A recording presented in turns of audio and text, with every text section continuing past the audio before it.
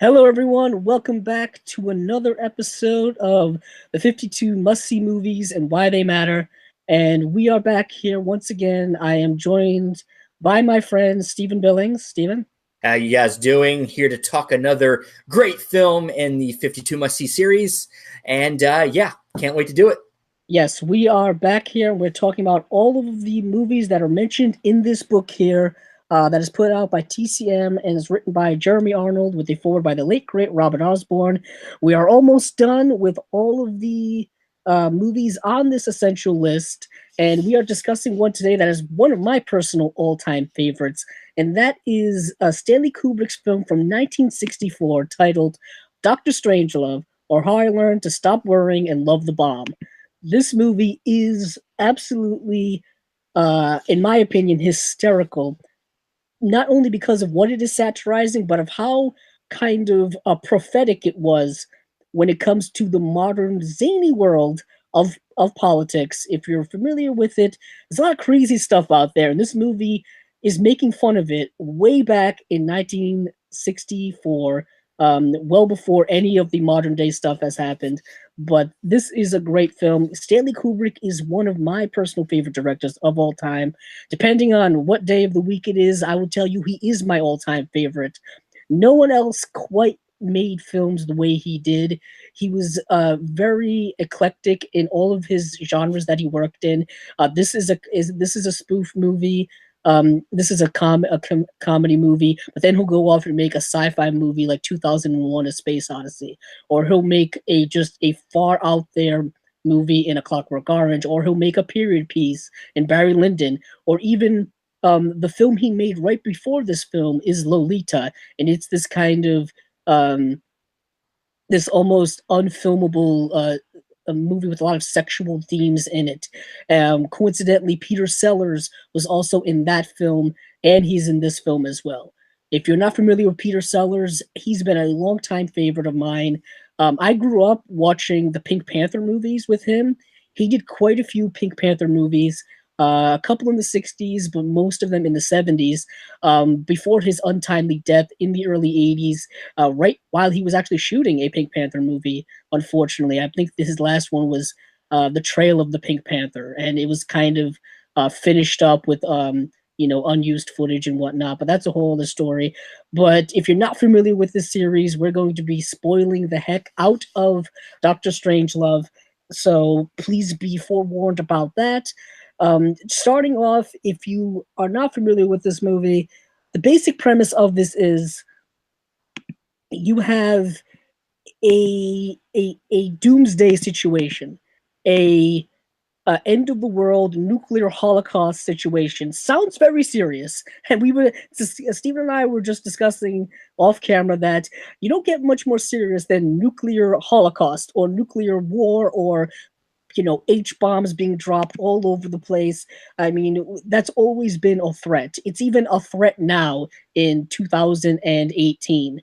But the initial start of this movie, we are introduced to two of our characters. One is group captain Lionel Mandrake, portrayed by Peter Sellers, who portrays three characters in this movie.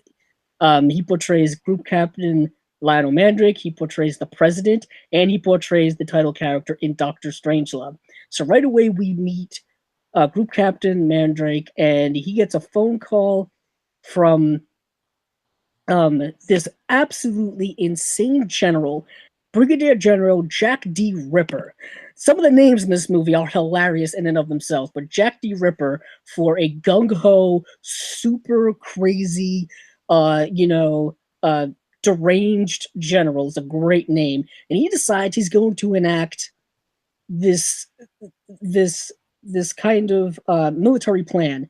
It's like Wing Attack Plan R, which basically means that if if for some reason the president or the government is incapacitated by an attack, a general or someone farther down in the command has the ability to basically launch a nuclear attack on their adversaries. In this case, he believes it to be Russia. This is the Cold War. This is the 1960s. The United States is engaged in this nuclear arms race, in the space race, and all this kind of, a big world type domination with Russia, and which lasted all the way up until the early 90s, with the fall of the Berlin Wall and the fall of the USSR. But that's a whole different history lesson for another time. All you have to know is that the United States and Russia do not like each other in this period of time, and it's not a military war, it's more of a battle of wills. And he decides that he's going to enact this nuclear strike on Russia, despite the fact that he's not given any authorization to do it. He's not supposed to do it because nothing has happened. There's been no attack. And he just takes it upon himself in his crazy derangement to do this. And it becomes apparent that this man is suffering from some type of psychosis. and right away, it starts off a chain reaction where we bounce around from our different characters in different settings. Believe we bounce from here to, I believe, we see the plane for the first time. We see the people on one of the B-52 bombers. Apparently, there's a bunch of B-52 bombers constantly flying around the outskirts of Russia, just in case an attack happens and there's a quick retaliation. Like, it's like 24-hour day cycle, constantly going. And this one plane is captained by TJ King Kong. That's his name, Major TJ King Kong. And he is portrayed by Pickens. Slim I forgot his name. Slim Pickens. And what is so interesting about the Slim Pickens character and his performance in this movie is that he was told to play this character straight. He's not trying to be funny at any point. He's doing this as serious as possible throughout the whole movie. And learning that fact is actually really funny to me. So he gets this plan. He's like, "Are you sure it's Plan R?" Because he knows what Plan R is. And of course they have to check up. And he's like, "Yeah, Plan R." So they've got to start doing their preparations, going down the checklist of all of the stuff you need to do to start enacting the plan. And it's crazy how this one dumb act by someone starts off this chain of reaction. Stephen, before I go even farther down this crazy train, was this the first time you had seen the movie, or had you seen it before? Yeah, this is the second time I've watched it. The first time, the first time you watch this movie, it's a little bit like it's hard to know how to take it. Like you don't pick up on all the humor. You don't know and I'm not really a political person, so not all of the political humor I catch. But the second time I watched it, this time I picked up on a lot more of the humor, and it was a lot more funny to me. And the movie's a breeze to get through because it's only an hour 35 minutes, so it's not a hard watch like a lot of other Stanley Kubrick movies that are like 2 hours, 2.5 hours, 3 hours long. But yeah, I mean, yeah, it's no Barry Lyndon. It's no Barry Lyndon, which is a 3-hour period piece lit by candlelight. Yeah, there's no candlelight shots in this. This is in black and white, which is always an interesting choice when you have the option of color. This being 64, so it's not like you couldn't shoot in color, but this was a stylistic choice, I think, just to kind of, I guess, represent the black and there's no real black. There's no black. It's a black and white situation. How dumb some of these decisions that are being made should be the other way. It's almost as if it's trying to make fun of the fact that people are treating the Cold War as if it's a black and white situation. Yeah. Where it's not. When it comes to anything political, things tend to get very gray a lot. And you see that in this movie where the decisions that some of these idiots make don't have dire consequences. Yeah, and also, if I'm not mistaken, it was George S. Scott plays. Yeah, George C. Scott. Yeah, or C. Scott, and he's the one that played in Patton, right? Yes. What is interesting about George C. Scott's character of General Buck Turgison, what a great name, Buck Turgison. Picking up where I left off is he gets a phone call late at night, and he's like with his much younger girlfriend.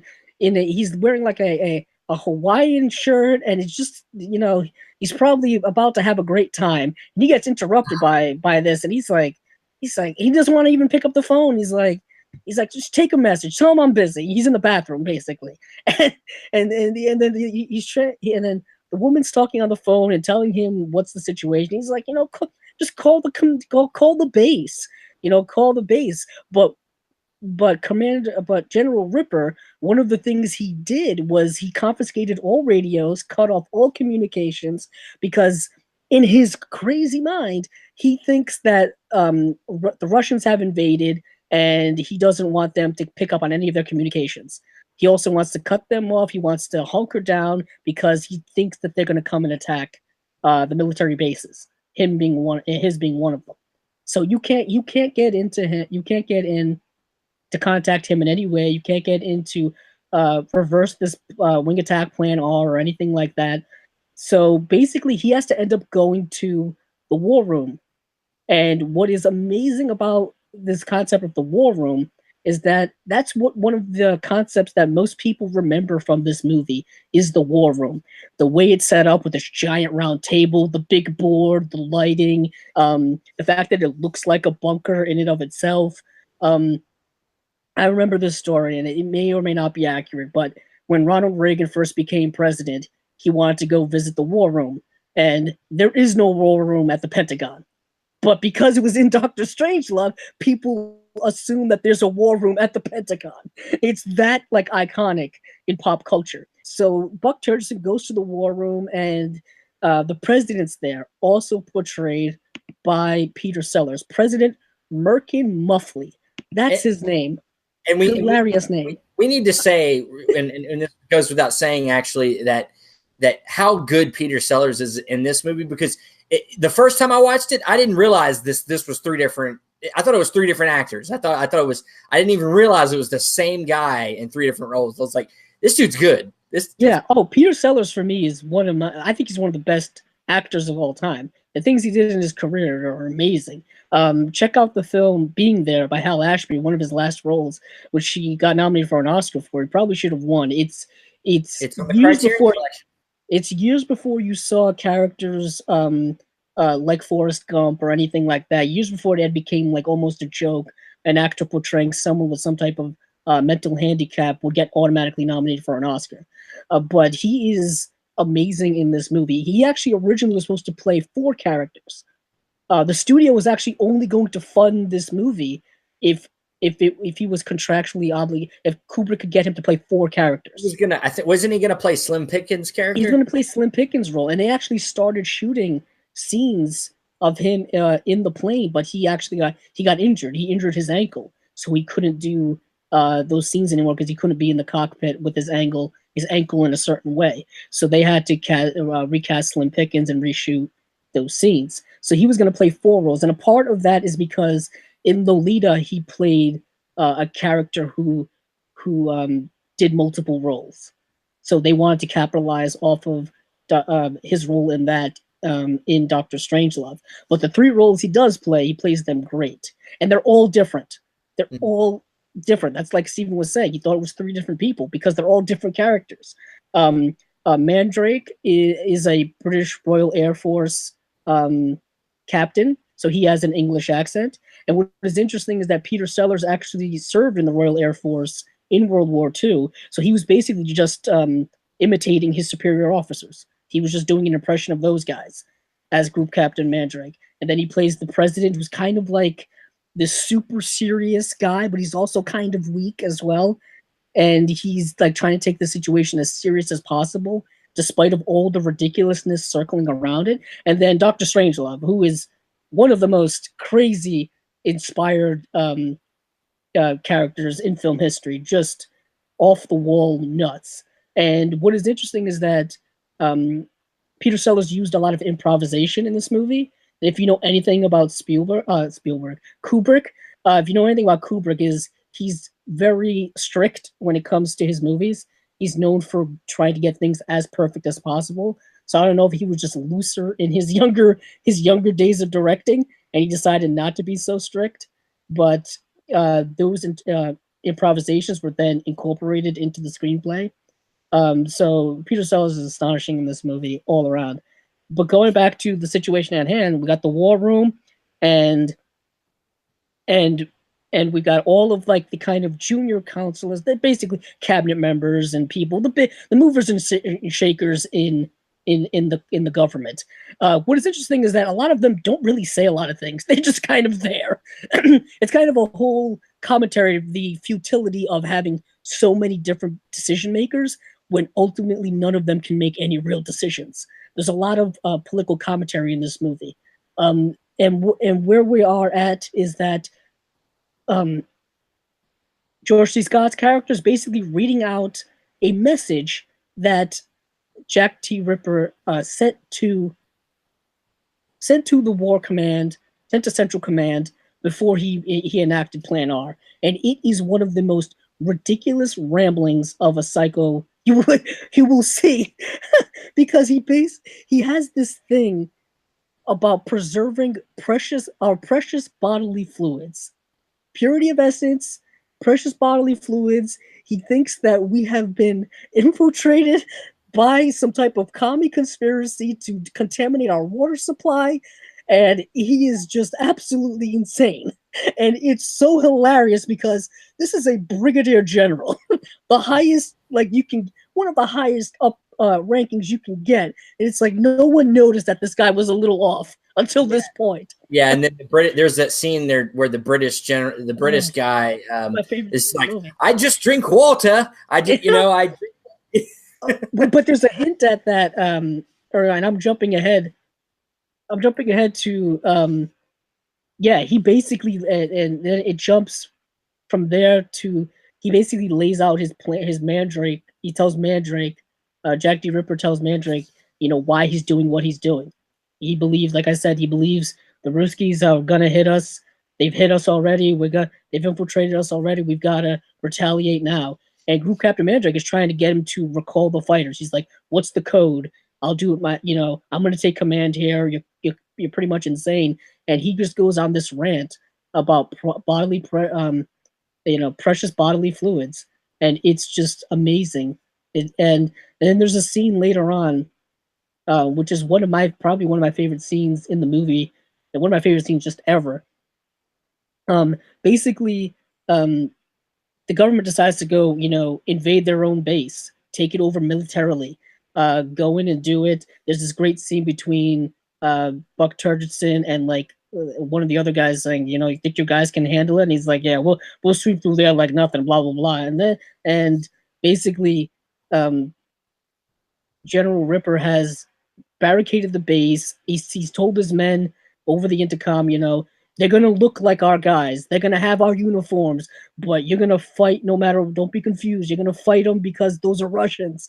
And there's a whole big fight scene, like a standoff at the base. And he goes to his golf clubs and pulls out a giant machine gun with a whole roll of bullets, with a whole magazine of bullets. And he's like, help me, Mandrake, feed me these bullets, Mandrake. And he sits up at his desk and just firing at people. And then he asks him this series of questions, and just goes on this kind of somber monologue of where he's talking about fluoridation. And he's asking Mandrake, have you ever seen a commie drink a glass of water? And Mandrake goes, I don't believe I have. He's like, vodka? Isn't that what they drink, Mandrake? Vodka? He's like, you know why? Because of fluoridation. And they're infiltrating our bodies with fluoridation. He's like, and he goes, and he says, they're doing it through our water supply. They're doing it through children's ice cream. That's how they're infiltrating us. And he's like, that's why I only drink pure grain alcohol and rainwater. And I'm like, wow, this guy is crazy. It is. And meanwhile, at the war room, while this whole battle is happening, they're trying to figure out what to do. The planes are going in. One of my favorite scenes is these scenes with where they bring in one of there's a representative from Russia that's there. A Russian ambassador. And You know, the George C. Scott character is just like, but he can't see the war room. He's gonna see the big board. Like, you can't let him be in here, you know. But once they bring him in, and they call the president of Russia. Oh my goodness. The phone call between our president and their president is like hilarious, where he's just like, hi, this is a good call. Yeah, it's like, he's like, Dimitri, I can't really hear you with the music loud. Okay, yeah, you know, this is a good call. This is me. This is a nice call. Either way, this is me trying to be nice. You know? Dimitri, yeah, remember we were talking about something happening with the bomb. Yes, the bomb, Dimitri. Yeah, well, one of our generals, he went a little funny in the head. Yeah. And he set some planes to bomb you. Oh, now Dimitri, don't take that tone. You know, this is a good call. And it's the whole thing. And then what's interesting is that what that call ends up leading to is this concept of the doomsday device, where basically Russia has developed this doomsday device, which they haven't told anybody about, that basically if they're attacked, nuclear attacked, they have a doomsday device that basically blow up the whole planet. They basically set nukes all over the planet and basically annihilate everybody. That's why it's a doomsday device. And they're like, why didn't we have one? You know, why didn't we? The funny thing that's when Dr. Strange gets in. It gets introduced. Yeah. It's funny thing is at the end of the movie where he's like, so you should have told everybody about this thing. So what's the point of it if you don't tell anybody about it? Yeah, and then like he's like, well, we were going to tell everybody at this conference on Tuesday, but that's all up in the air. But before we get to Dr. Strangelove character being introduced out of nowhere, they're just he apparently was in that boardroom the whole time. We never noticed. It's kind of great, and and what's amazing is like you believe that he was there the whole time, even though you know he's not, because it's played by the same. I could see him coming from like a wall that would twist around, like in a fun house. Like he just probably came through one of the walls, like you know. Yeah, he looked like almost like a James Bond bad guy. That's how he's dressed. But before we get to that, and even before they introduce the ambassador, they're trying to figure out, what to do. They've only got certain minutes before the planes are being picked up by the Russian radars. So, how is Russia going to respond? They're going to attack us, right? So Buck Turgerson decides, you know what? Why don't instead of like avoiding this, why don't we just let it happen? But then also plan for a counterattack. So, we can annihilate them, officially. We can get rid of them entirely. We'll only take 20 to 50 million casualties, but it's worth it. And it goes to this blind militaristic, aggression where like every situation can be solved militarily as opposed to diplomacy. Yeah, and it's all about. He has this whole wild plan where. We'll do this, we'll do that, we'll take these Ruskies out. And he's having this wild-eyed, look in his eye that this is the greatest thing he's ever thought of. Yeah, it's all about winning.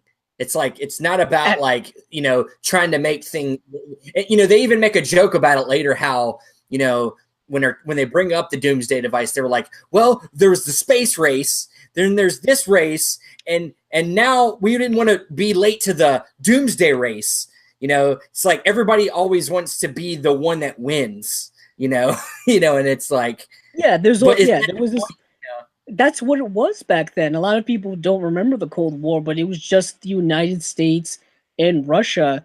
It was a dick measuring contest. I mean, it really was. Look, how many missiles? Rocky and Drago. I mean, good thing Rocky won. Yeah, good thing Rocky ended that Cold War, or else we'd be screwed right now. I mean, and all it was, who can get more missiles, who can get more weapons, who can get more bombs, who can, who has the influence over the world more? Is it Russia, the United States, the space race, this missile gap thing where who's got more weapons and whatnot? It's in this whole movie's commenting on that stuff. And later on, and what's crazy is that we'll get to it later on when we talk about the climax.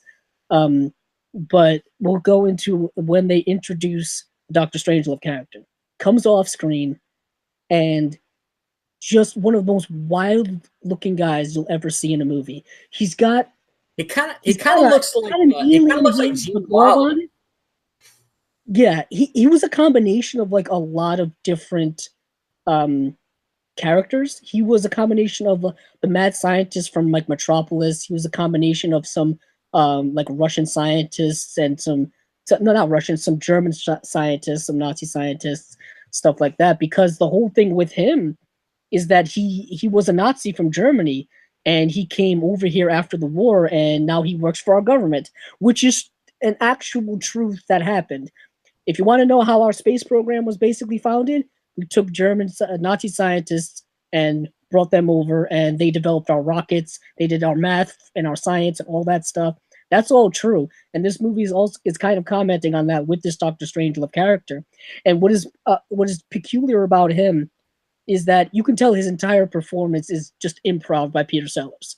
Like apparently everything he does with his hand, his gloved hand, which is like apparently has a mind of its own, is all improv. Like he's like trying to force it down. It's trying to do a Nazi salute. You know, it's almost as if like his Nazi possessed hand is trying to take him over. And it's hilarious. And he questions the whole idea of the doomsday device. Why was it made? You know, why was it made? Why didn't you tell anybody? What do we do now? He comes up with this idea of, let's put people in bunkers. Let's take like hundreds of essential people, I guess the best of the best, and a put them in a bunker. The idea of like, and then we'll have to like, and like the nuclear fallout will last about 100 years. So we'll have to sustain 100 years, but the women will outnumber the men 10-1, and there's a whole like thing about that where like they talk about what will that mean for monogamy. Monogamous relationships, what will that mean for that? And it will be like, oh, some sacrifices will have to be made. We'll have to get rid of some of that stuff, for the betterment of humanity. Um, there's and some of the men like really perk up about that. It kind of shows like the sexism of men running the world. Well, I mean, also we got George C. Scott's character just like getting calls from the girl at the beginning of the movie. That like, was funny. yeah, She got the phone number for the war room. She calls me. He's like, I told you not to ever call me. It needs me. I told you not to ever call me here. I mean, he's like, I know. I'll get there, and it'll be blast off time or whatever. It shows the incompetency of these men and how one little event can really doom things for everyone else. And it's amazing how close we are to things like that in our society. There are people who say really, really dumb things who are in very high positions of power in governments, or and this could lead to a Doctor Strangelove-esque situation. Yeah, it also shows you how out of touch people like that can be. Like they live in such a different reality than most of the world that they feel like they can make decisions like that without any second thought. Like when you were talking about, oh, we'll kill 75 million people. That's whatever, in the grand scheme of things, that's really nothing, Yeah, I know. There's 6 billion people in the world, but 20 million, it's either 20 million or 150 million. Which one's which number's smaller?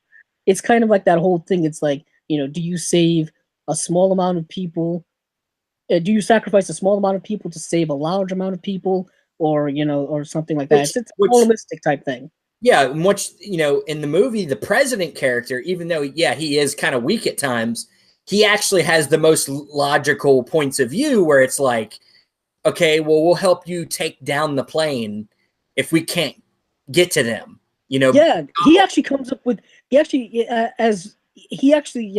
the most level-headed person in the room, because when George sees complaining, he's like, I'm not going to sacrifice millions of people for this stupid plan. Basically when he calls up, when we talk about the president, basically what he says on that phone, he's like, if we can't take them out, we'll help you take them out. He's like, and you see the reaction from George C. Scott, they cut back to him as he's listening on the phone as well, and he's making some of the funniest faces you'll ever see him make in his career. And he's like, "Those are our boys up there." And he's like, "Yeah, but we have to. You got to make some sacrifices to save the world, basically." I mean, in this And case, it's a definite like lesser, like, kill 10 of our soldiers to save like a whole country from getting blown, and maybe the whole world to be blown to bits. yeah, once you put in that doomsday device scenario, Yeah. you have to do whatever to save the world. And that brings us back to um the base with Mandrake and Ripper, where basically the military has finally won. Jack D. Ripper has lost, and then he goes in kind of like this almost dazed realization stupor of what he believes the situation at hand is. He believes the Russians have won. He believes that the Russians are going to capture him, um, they're going to capture him and they're going to torture him. And he asked Mandrake, he's like, were you captured during the war, Mandrake? He's like, yes, I was captured by the Japanese. Did they torture you? He's like, yes, they were. And then Mandrake says, like, oh, it's such a bloody shame. They make such bloody good cameras. And it's like, wow, that's an interesting line. And Ripper's like, I don't think I would hold up to torture, Mandrake. So he goes he goes into the bathroom, and Mandrake's like still at this point trying to reason with the madman. When he had that whole monologue earlier about fluoridation and all that stuff, Mandrake's on the couch just like listening to him, and like he's like twirling like a gum wrapper, just like, oh, this guy's crazy, but I'm just gonna go along with it because he's unstable. And I always thought it was a very realistic situation. If you've ever been around someone who's going on like some type of rant or tirade or saying something that's just ridiculous, and you just don't have a response to it, you just kind of sit there and just find something to distract you with. Now today we have cell phones and stuff like that can distract us from unstable people around us. But back then he was just twirling, a gum wrapper. So Jack the Ripper goes to the bathroom. Mandrake's trying to reason with him, trying to say, "Okay, Jackie, we'll freshen up.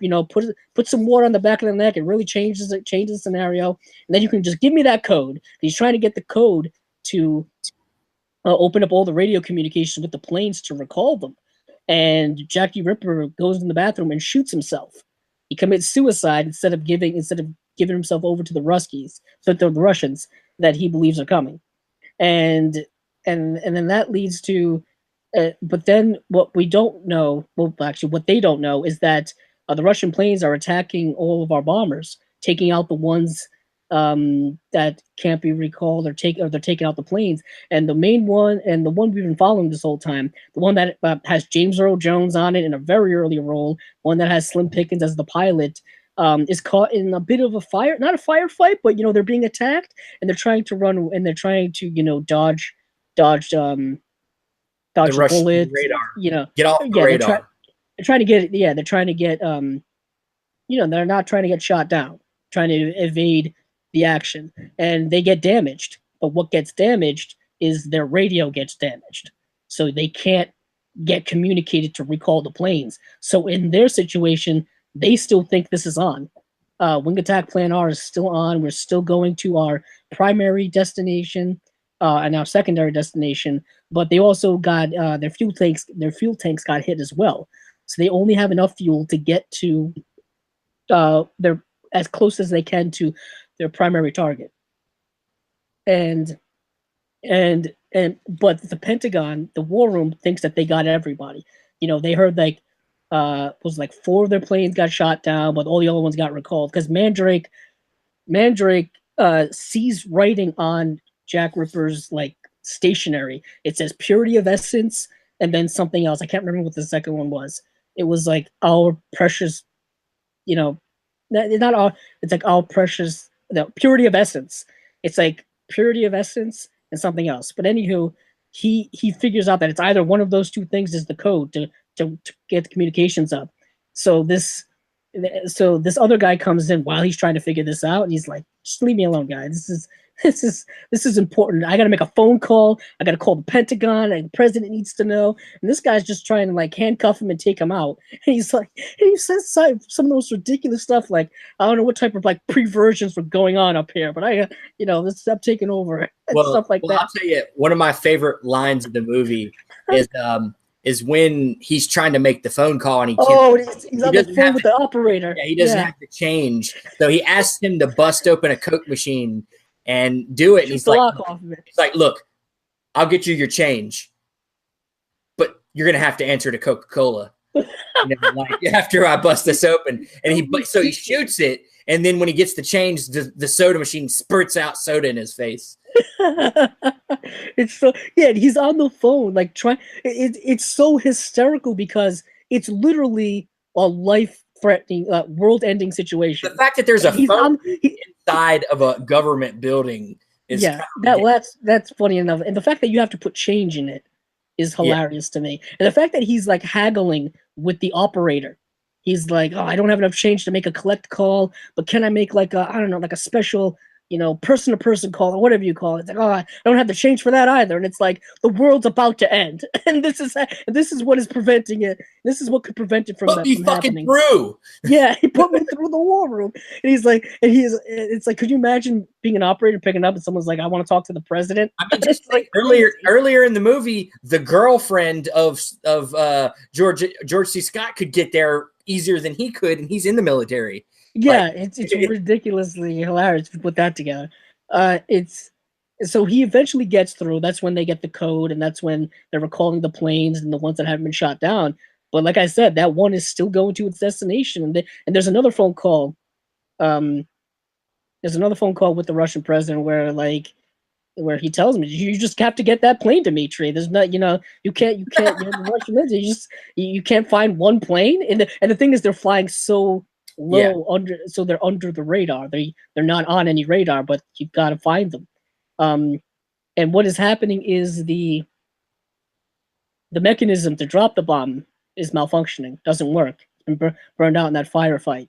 So Slim Pickens decides he's going to get on top of the nuclear bomb and like disengage it himself, and then literally write it down cowboy style. And one of the most iconic shots, pretty sure you've seen this in many montages, he takes his cowboy hat off and just writes it down like a bull. And also the music, yeah.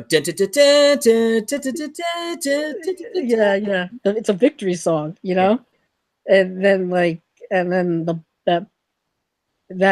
then he rides the bomb down, and then I believe we then have one more scene in the war room where they're discussing, like I said, the plans to go into the bunker and all this kind of stuff.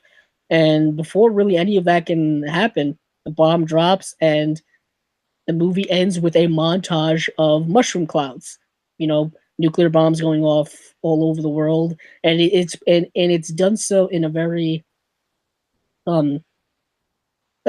light way, if that makes sense. Like the music they place over it is like happy music, almost bittersweet sounding. Yeah, bittersweet like moment where like the world's ending, but it's like, but they put the happy music over it, and that's the way the movie ends, with humanity stupidly killing itself because it's become so complex, so complicated, so dumb in its militarism, in its government bureaucracy, and its Cold War mindset.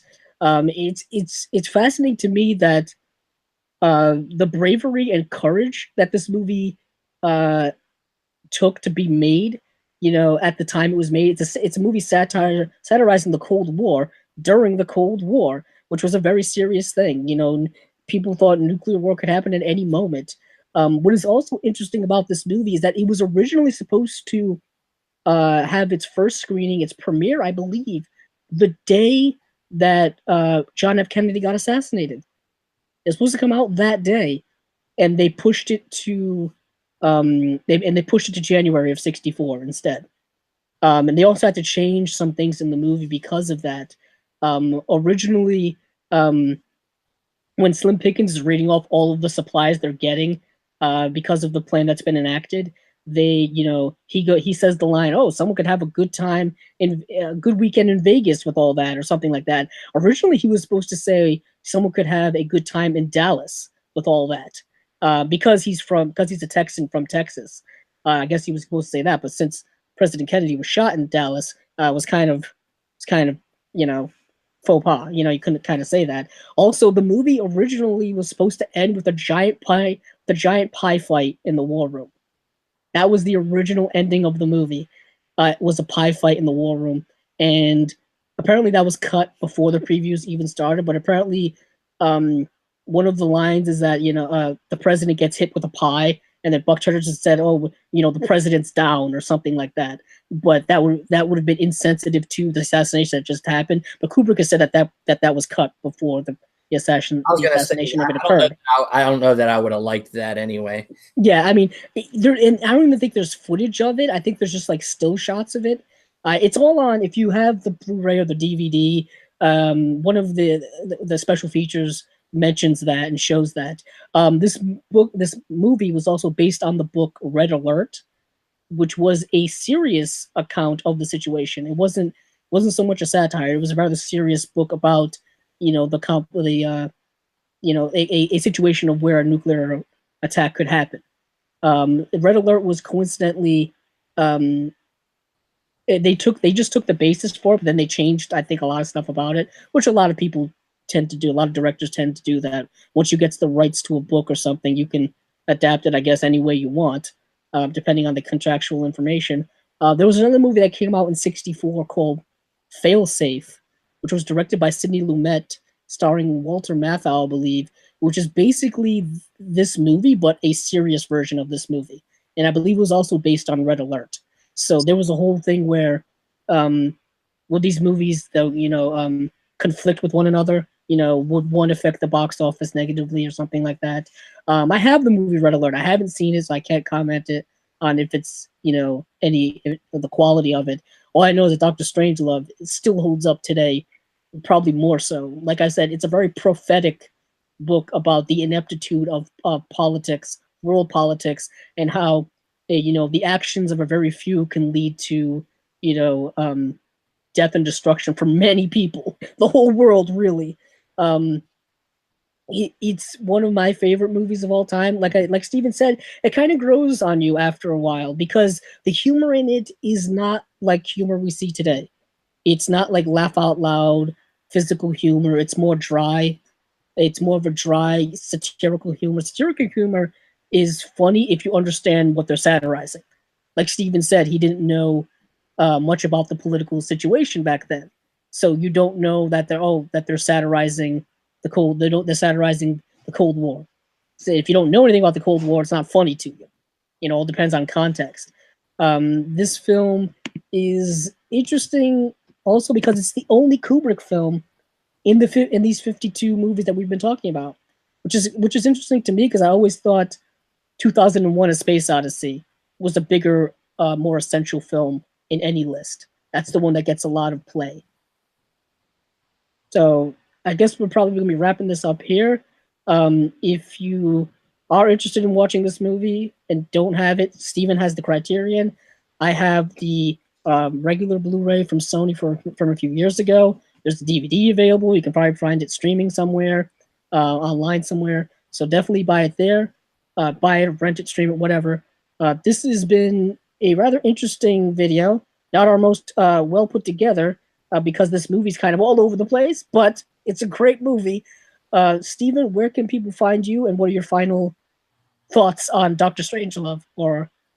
I think it's definitely an essential film. It's definitely worth being in this book on the list. And it's one of my favorite. It's one of my more favorite Kubrick films. I'm not like huge on Kubrick. I haven't seen everything he's done either, so I can't say that I don't like him. But he's not always.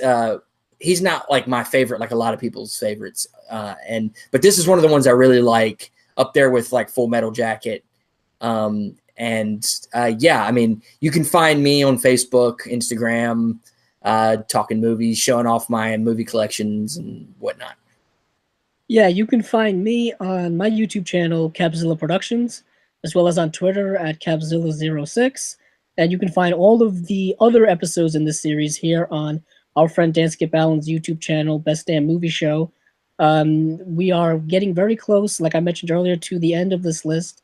Recently, we've done a lot of the bigger, more epic films, and we've got one more big epic film to come in Lawrence of Arabia. So look out for that behemoth of a movie coming up soon. Who knows? Whenever we get around to rewatching that massive movie. So if you hope you guys been liking this so far. Keep watching those movies. I know I will.